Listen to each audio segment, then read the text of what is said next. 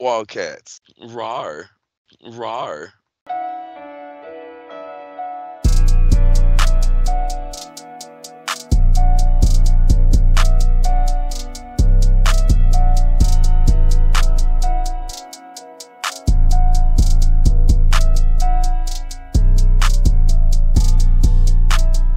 Hey guys, welcome back to Show and Tell Does Other Stuff. Tonight we are sponsored in part by Penis, the genital of champions. By Minin. Tonight we are reviewing the adventures of Virginia Flickerbean. What are we doing? I forgot what the fuck we're doing. Wildcats. We're doing Wildcats. Wildcats. Rar. Tonight we are doing Wildcats by Jim Lee and a couple other dudes. Let's get into it. Yeah. Fuck. I felt bad about this one because I know how much Alfred liked it. Enough that it inspired him to write, some of his stories. And I really fucking didn't like this book at all. And then too, the thing is, I know I'm gonna upset some people because this is one of those iconic books, which I didn't read back then. But I reading it now. I didn't even read it this time fully. I read about 20% of it, and then I started skimming and reading certain characters that caught my attention, and then it never grabbed hold of me. The art was pretty fucking basic. The paneling was cool. In the ice scene, then it was like little sheets of ice broken, and then for some reason on the next page it looked more like glass, but there was no like broken glass anywhere. And then they did it again when the chick, the female Silver Surfer, fucking shattered into pieces. The panels went back to little shards again. That was about it. Like, that was the coolest thing about it. The little guy riding the fucking giant was just a joke, and they were trying to make him tough, and it just was laughable. He was a jerk. Yeah. One scene, he's literally just staring right at her fucking pussy, like, and he's like, he said, "I can think of a few ways you can repay me." Like, really? Oh, Yeah. But the characters really didn't impress me or anything. I'm glad that Alfred read this and wrote Chess and later on Blowtorch, because I love Blowtorch. So thanks to Wildcats for that inspiration. I don't really have much to say about it. I mean, like he says, he shoves that dude's face into spaghetti and he's like, "Eat heartily." And I'm like, I'm not even sure if I knew what heartily meant when I was 16. Like, some kind of pasta. Stuff like taking a magnum square between the eyes. That's just quintessential 90s stuff. Yeah, that was them trying to be poetic, and it just did not stick. Yeah, it was what it was. I don't know. That was what was odd to me, is like I don't see really where, I mean, other than I guess design and like style, where Alfred pulled that kind of story from Wildcats. I see where he got it from, and I'm kind of glad that even though this is what inspired him, he wrote something better, something that was actually enjoyable to read, because even Chess, which I would say personally was my least favorite of Alfred's comics, like even Chess was a lot more enjoyable than this was. Like with this, like my problem was that, the story was very elusive for me. So normally that's when I'm like, okay, well, let me go for the art. But the art was, it's Jim Lee. Jim Lee's a good artist, but the thing is, like, there was nothing interesting about the way the art told the story. Standard Jim Lee shit. Yeah, just standard. Yeah. It's just. I mean, it was That's just what I standard. meant, basic. And it brings me back to what Alfred was talking about, how this is basically just a big art portfolio, you know? It's just a bunch of Jim Lee's art splattered on the page. There really isn't a whole lot of thought about how it was done. The way the story itself, it was rushed. I mean, it was crazy rushed. They literally told us this guy's whole backstory in a single page. Like, what the fuck was that? I don't know.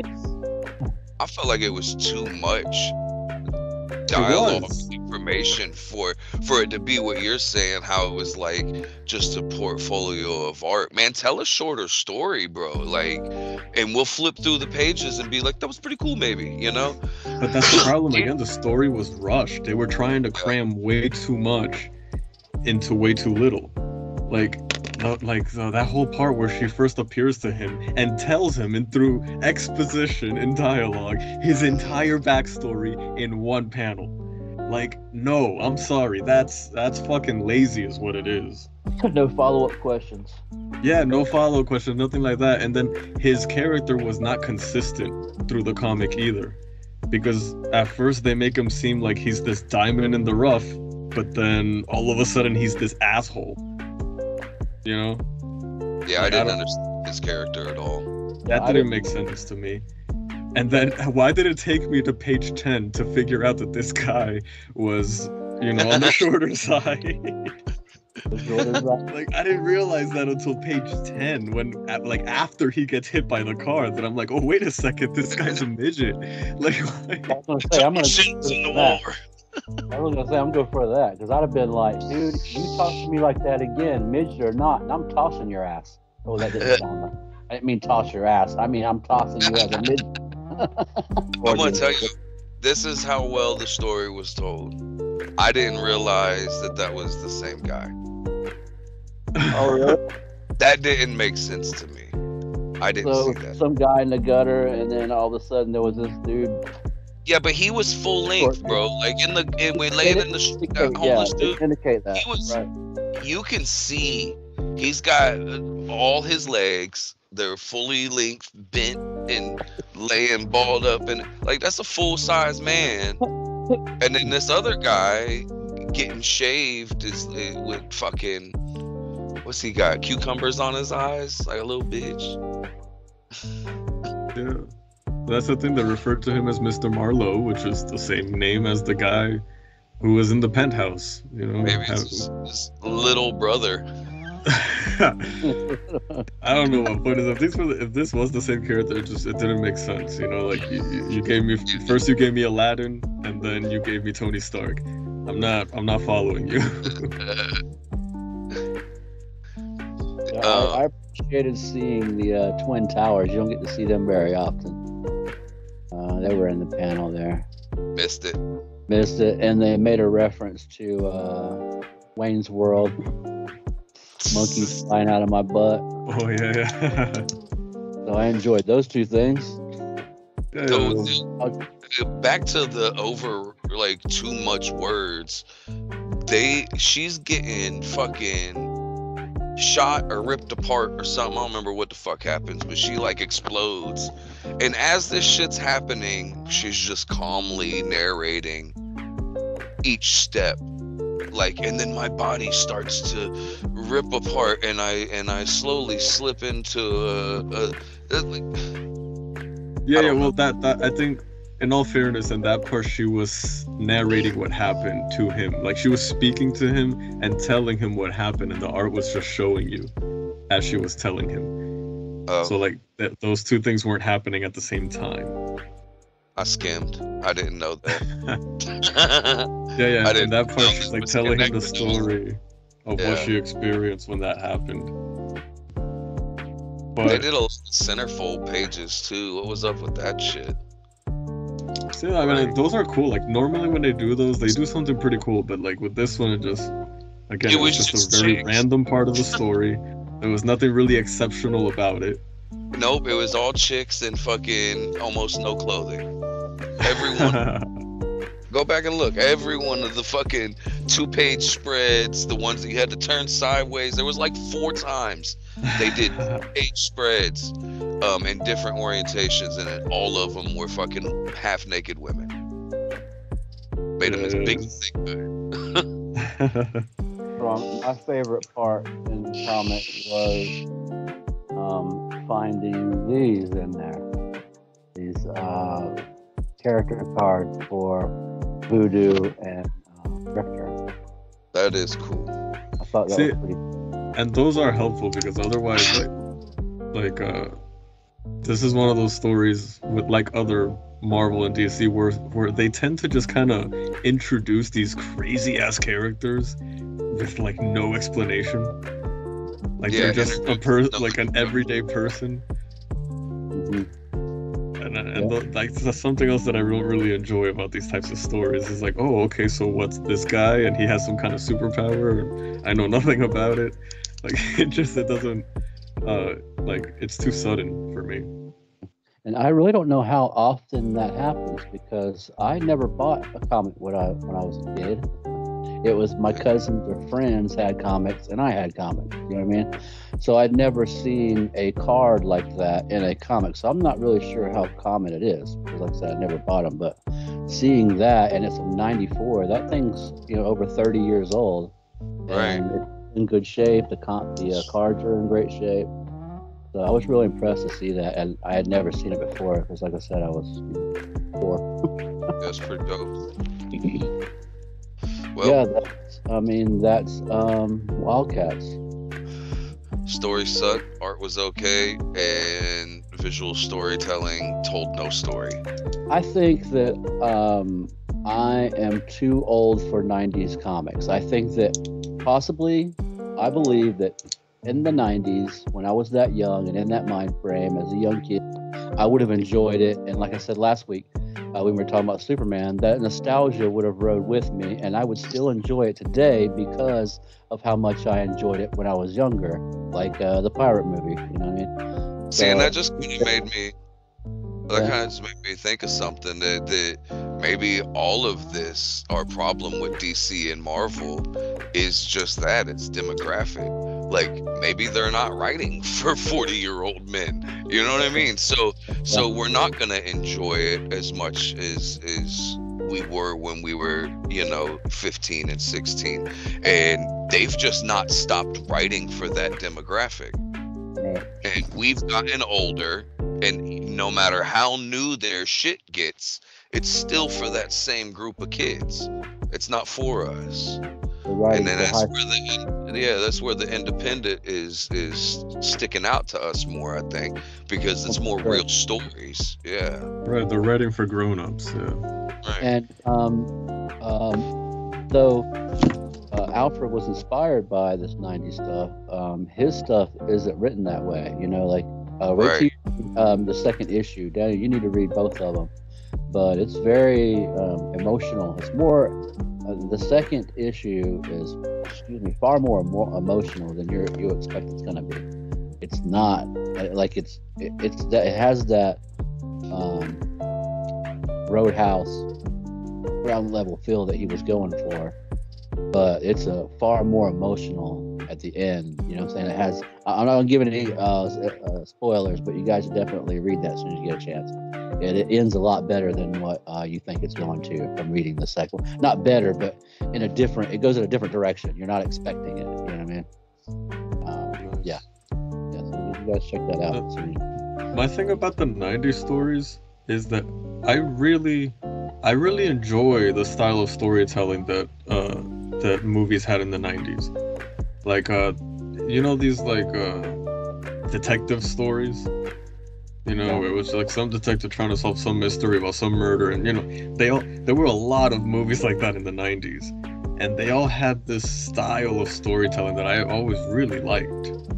So like stories like that, I can enjoy, even if they are that old style storytelling. Like for example, the one last year that held the top spot, The Empty Man. Empty Man, that's it. Yeah, the Empty Man had that. The Empty Man had that, to me, of that 90s nostalgic kind of feel. But it's like, I guess the comics from the 90s I probably wouldn't enjoy as much, because I only read some stuff from the 90s. Everything else that I read was basically like early 2000s and on. But yeah, I can't really relate to these kind of stories. Oh, and I think in the 2000s they went in a more adult direction, but still wrote in that high school style. You know what I mean? Like there's more sexual innuendos through the, not just the visuals and him saying, "Oh, I know what you can do for me," but they get deeper than that, but still in this high school type. It's almost like you're reading a WB TV show. You know what I mean? Right. Yeah. Excuse me. You have these adults that look like kids, basically, doing these adult-themed shows, but they all act like fucking high schoolers. You know, it's just a weird experience watching a WB show, the DC WB, I should say. Yeah. Daniel has no idea. The other. I have no idea. I don't remember Daniel ever watching TV. Yeah, I'm not big on it. I have watched TV, yeah. I mean, like on a, like normal people. Yeah, no, I don't fucking follow series and shit and fucking wait for a week for the next episode type stuff. That's not me. Yeah. I watch educational shit. Ever since I was little, I've been hooked on fucking PBS and Nature Channel and shit. Back when we had remember those? Fucking 10,000 years ago. That's all we had was fucking 3-4 channels for years. Antenna, man. See, for me, like the biggest technology in like film, like watching TV and stuff was like the VCR. Like play the VHS tapes and things like that. Like that's what I grew up was with the VHS. I bet you don't remember when you had to take the VHS out of the fucking VCR and put it in a rewinder because VCRs didn't rewind. Oh, really? They had like a separate machine you would buy, and it rewind the movie for you. Machine, yeah, those bastards. Wait, so rewinding required a whole other contraption? At first, That's lame. Yeah, some of them were shaped like race cars. Anyway. Oh yeah, and they would, they would wind. Dude, that's pretty cool though. It was, but that's the thing. I was gonna say that it was out long enough that they started making custom ones. Wow. Yeah. I did not know that. That was definitely before my time. By the time I grew up, it was just press stop and then press rewind. Then it would start doing the whole, and then it would do that hard click, and then it was ready to go. We didn't have rewind until I was able to buy my own VCR when I got older. Yeah, I was a whole adult. Yeah. Damn, that's wild. I didn't have video games when I was a kid. My cousin had video games. I had video games. Same thing. My cousin Adam had video games too, and I didn't. I got to play them. You know what I mean? I never had anything. They always acted like I was destructive. Oh, you're gonna break it. Like when have I ever given that energy?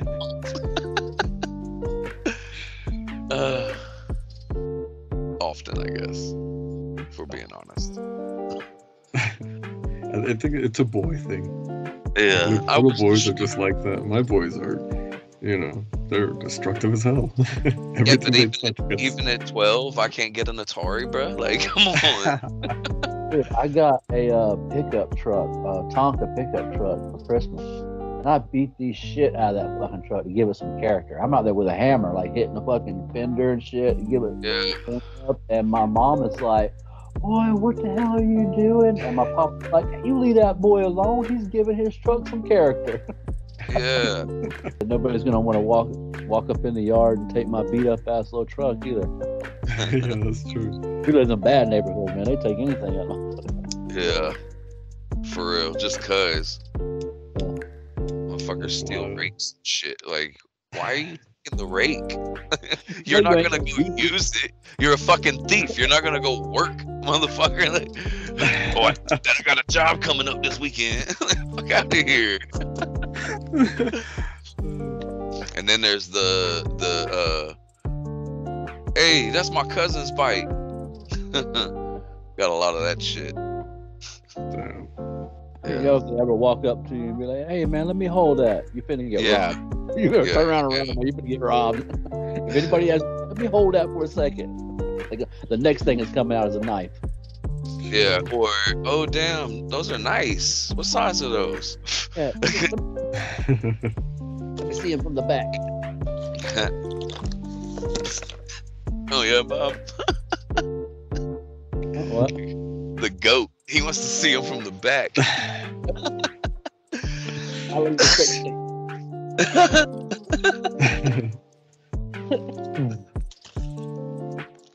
Oh shit. You gonna wrap this up? Wait, before we end it, there are two more things I can say. One of them is, I guess, like, you know, another bash, but one of them's actually a good thing. One thing that I did like about it. The first thing I wanted to say was that, like, another thing that bothered me is that these kind of stories can fly, you know, because back then they also did write a lot of bad stories, but that the way they were delivered made it enjoyable. To me, a good example of that will always be Ghostbusters. Everyone loved Ghostbusters. When I saw it, I really didn't think it was that great, except for visually. Visually, it was awesome. Yeah. But if you really watch Ghostbusters for the story, it's that movie sucks, bro. No, it doesn't hold up for me. In its time, like, I went to go see it in the theater for the first time. I think I was like 7 or 8 years old. Right. And I'm telling you, now again, it was in a black theater, so you get a lot more, you know, interaction in a black theater. You know, so we grew up in a black neighborhood. Daniel knows what I'm talking about. Yeah. So at the end of this movie, it was a standing ovation, man. I mean, they were whistling and clapping and standing on their feet. I love the movie. You know what I'm saying? Of course, I was 7. And that's the thing, is that, like, I feel that what really saved that movie was the way it was done visually. They really limited the amount of CGI that they used for that movie. A lot of that movie was done on, like, miniature sets and things like that. You know, like, which is really cool. Like, these are, like, hands-on artists that sit here and build these miniature roads and things like that to make stuff look giant in scale. Like when that giant ghost was going through the town, like, that was all on miniatures. You know, like, that wasn't CGI. He said the giant. I'm sorry, guys. He's young. I don't remember, you know, what it was called. Anyway, point is, Stay Puft. It was the Stay Puft, not whatever, man. We're just gonna let you know real quick. So, not state puffed. I used to think it was state puffed when I was a kid. I was like, oh, it's Stay Puft. Yeah, like, cause you know, for the Empire State Building. Yeah. I don't know why I made that association, but, you know, I was a kid, so. No, I'm just kidding. It's that was the coolest as a kid, to see that big marshmallow man walking through the city streets. At that time, like I said, in the time, it looked real. It's the realest thing you'd ever seen on television. Because it was. That's what I'm getting at. Well, I just mean in terms of going to see movies, it was the top notch of practical effects at the time. You know what I'm saying? So in its time, it was the best. Like, you didn't get any better than that. You know what I mean? And today, that's what I'm getting at. To me personally, that's still the best. Like, because even today, they do it sometimes, but most of the time they're just CGIing, you know, these images of places now. But back then they built these sets, and because it was real, it made it very real. There's another movie, it's a good example of that, a Disney movie, very underrated. It was called Dinosaur. That movie, the only thing they animated was the dinosaurs themselves. All the sets were actual nature scenery. A lot of them were actually here in Florida. Oh, I didn't know Yeah, so they used real backgrounds and they animated characters into it and rendered them pretty well. Like to me, that movie was ahead of its time. You know, I see it now and I can see how the CGI is very dated. But the way they rendered it at the time was really cool. I mean, that movie was awesome. Like visually, it was spectacular. And to me, that saved Ghostbusters because they used these practical effects. They made it real. You know, so like my point is, this is a very long-winded thing, but my point is that sometimes if the way you deliver the story is cool enough, stories like this could fly. You know what I mean? So for me, I put this on Jim Lee. You know, not penciling with a sense of, you know, flow on the page and you know and the visual storytelling. It's all just kind of like just randomly showing off artwork.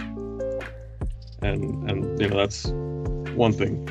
The one thing I wanted to say that was good about the comic was that the letterer did a very good job, because even though like the visual storytelling was all over the place, I was able to keep up with the dialogue. I didn't really get lost at any point wondering who was saying what. Mm-hmm. So I did like that. Whoever the letterer was, they did a really good job. Yeah, I just got lost at who was saying. Oh yeah, no, the characters all spoke the same. I mean the way that the letters were placed on the page. Yeah. That flow I really liked. The I only dialogue have itself. one last question about it, and that is, when a dude put on the mask to become a grifter, did the hair come with it? He like had this nice like, and all of a sudden it's like, we're gonna run out of these DC, Marvel, and Image comics soon, so don't worry. We're just trying to show the difference between Marvel and DC and a lot of Image. Image does have a few good stories out there. Fit into this universe of bland 90s whatever. But the independent comics has good deep stories that are worth the time reading and the money spending on. So we're trying to show you guys the difference, and we're going to run out real soon. We got some trades we're going to start doing. Cable #1, so that'll be next Thursday, and we'll see how that one turns out. Bye. I nailed it. I nailed it. So I done forgot what fucking comic it was. Oh, fucking Wildcat. I was looking forward to it, man. I thought it was gonna be something different, you know. Yeah.